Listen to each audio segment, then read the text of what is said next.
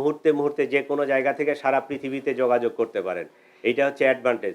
Disadvantage হচ্ছে যে মুহূর্তের মধ্যে মিসইনফরমেশনগুলো, ডিসইনফরমেশনগুলো ছড়াই দেওয়া যাচ্ছে, ভাইরাল করে দেওয়া যাচ্ছে, এবং একটা গোষ্ঠী বা একটা জনপদ মানে ওই উস্কানিটাকে নিয়ে একটা আনস্টেবল করার বা দেশে একটা ভ্যান্ডালিজম করার সুযোগটা নিয়ে গ্রহণ করতেছে। এই পেনাল কোড, বাংলাদেশে প্রচলিত যে দণ্ডবিধি, স্পেশাল পাওয়ার অ্যাক্ট, এই একই মামলার মধ্যে আছে।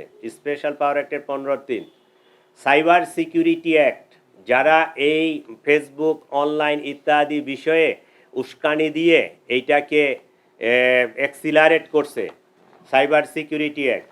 দেন এই যে দেশের নিরাপত্তা সার্বভৌমত্ব বিঘ্নিত করার জন্য যারা চক্রান্ত করতেছে তাদের বিরুদ্ধে অ্যান্টি টেরোরিজম অ্যাক্টের 6(1) ধারায় একটা মামলায় অনেকগুলো আইন নিয়ে আমরা মামলাটা নিছি, অনেক চিন্তা ভাবনা করে অনেক শক্ত একটা মামলা হয়েছে। আমরা এটা অ্যাকশন নেব। আপনারা পেনাল কোড, স্পেশাল পাওয়ার act, cyber security act, anti terrorism act, 4টা আইনে একটা মামলা হয়েছে।